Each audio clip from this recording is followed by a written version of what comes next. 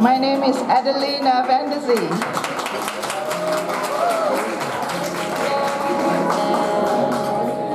I've been a member of Sister Works now, WASEMA now for a couple of years, and I've been a volunteer, and then I got a job at Sister Works, and I'm a Jobs Victoria advocate now. So I help job seekers if they need any support. So anyone needs some support, come and see me later. Now, I'm going to sing a Mandarin song. Sorry about the plug.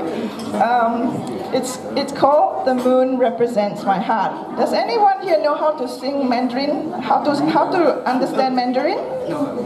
Nobody, right? Only one person. 2 people. So only 2 people understand Mandarin. I don't understand Mandarin myself as well. So what I did was I got the translation of the song so that you can understand what it means. The song is actually a love song. It was written by, I don't know who wrote it, but it was sung by Teresa Teng from Malaysia. And it's a love song. The title of the song is called "The Moon Represents My Heart." Yeah? How many of you know the song? I think a few of you know it. Okay. You probably heard it about 100 million times, like me. Maybe 200 times.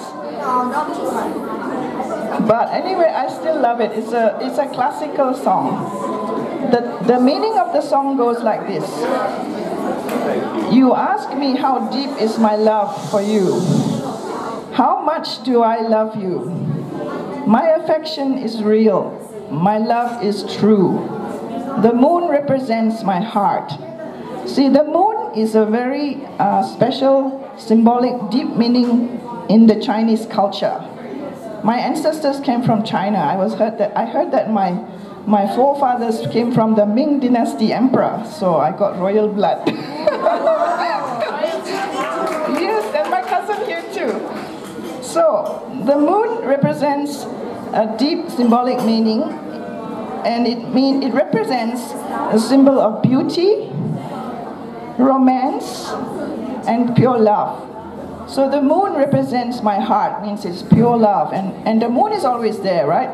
Sometimes you can't see the moon, but you know the moon is there. Without the moon, I think our existence may not be the same. It affects the tides, it affects the mood. You know, sometimes it's a big moon, sometimes it's a small moon, but you know it's there. So the moon is always there. So sometimes when you got, people far away, your loved ones is far away overseas, and you miss them, and then you look at the moon and you look at the stars, people have passed on and say, that's my loved one up there, I'm yearning for my loved one, so that's the meaning of the moon to me. And so they wrote this song, "The Moon Represents My Heart," because the words cannot express it. So, the translation doesn't quite mean anything, but it means something, right? It's a love. And love is central to all our being. Without love, we are like lost. We are nothing without love. Love is the center for everything, right? Yay! I got someone agree with me. Yay! So, anyway, so this song says, you ask me how deep is my love for you. How much do I love you? Actually, I want to dedicate this song to my husband. We've been married for 36 years last week on the 24th of May. John, he's been very patient with me. I'm not easy to live with, but he's been very loving and caring. And so I dedicate this song to him because his love for me is always there. And people fail me, he's always there. So, yeah. Okay. All right, so now we're going to sing.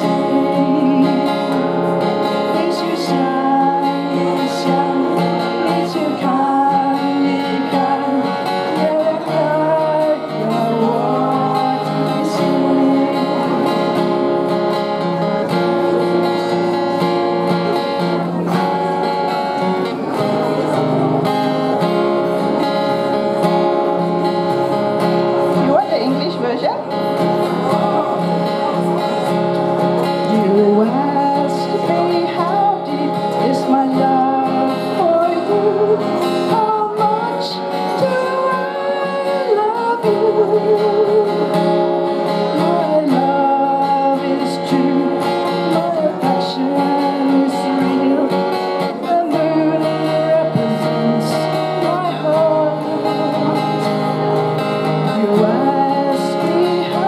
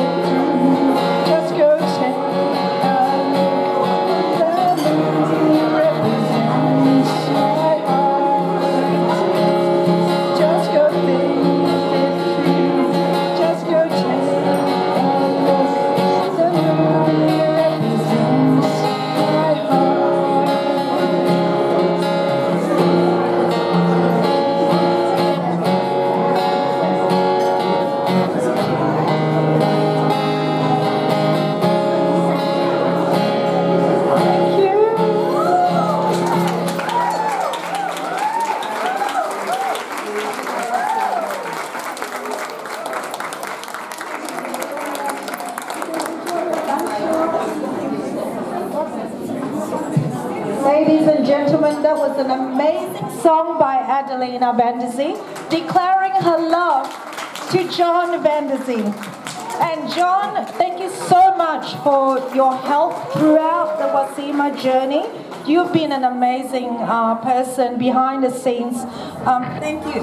And from the bottom of our heart, I'm sure WASEMA appreciating your help all through. Thank you, John. Take care. I'll pass it on to Stephen, who will introduce our VIP guests who have just arrived.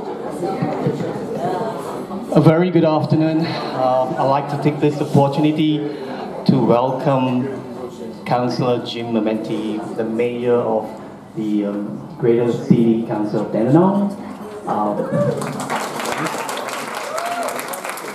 I'd like to welcome the Federal Member of Parliament for La Trobe, the Honourable Jason Wood.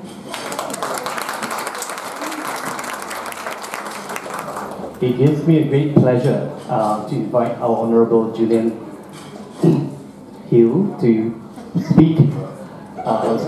I managed to know Julian for a while, and Julian has been a very strong community advocate for the migrant community.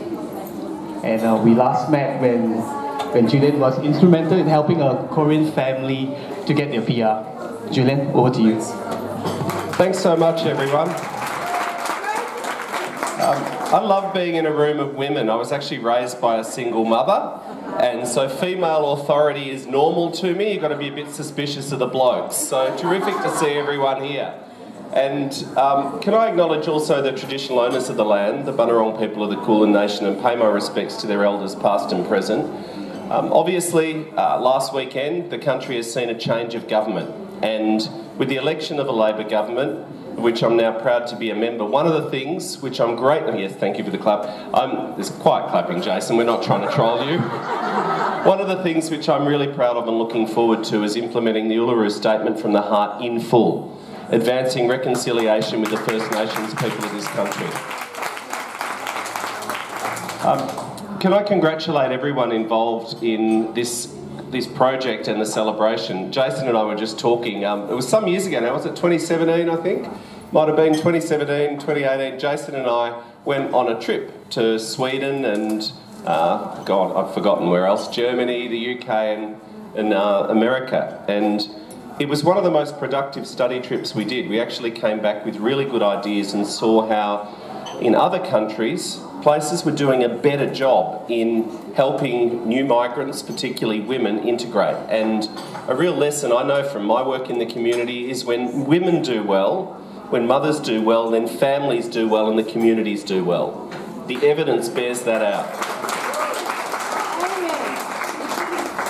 And there are many barriers, particularly for newly arrived women, to actually getting involved in the community. So often it's the women that are stuck at home while they're setting up the family and trying to navigate life, and it's often women who struggle to learn English because they don't have time to get out to the classes. So many of the things which we saw, and to your credit, Jason, didn't agree with much that your government did, but I did agree with this. Jason and I spoke afterwards in the trip report that we wrote and said we can do better and pick up some of these ideas about how to get women involved and empower them in the community, because when we improve women's economic participation, the family and community will benefit. So I think this has been a terrific project in that regard, and certainly for us as a new government, one of the messages which we heard loud and clear, and which I think Anthony Albanese as the new Prime Minister has made clear, raised by a single mother as well like me, that we must do better as a country at including women, at closing the gender pay gap and boosting women's economic participation right across the economy. So these projects, the Friendship Cafes, are a small but important part of that broader agenda, and I hope to continue the work that Jason's done as a big supporter of this project, to do my part in providing and seeking further funding in due course for similar projects. So also acknowledge you, Jim, the Mayor of the City of Greater Dandenong. You crossed the creek, good to have you over here in Casey. But really look forward to working with everyone. Thank you so much for the contribution that you make to the community. Thank you, the Honourable Julian, Federal Member of Parliament for Bruce. We will take a break right now, a 5 minutes break as we gather and network and fellowship with each other, catch up with old times and create new friendship. Okay? Enjoy yourself.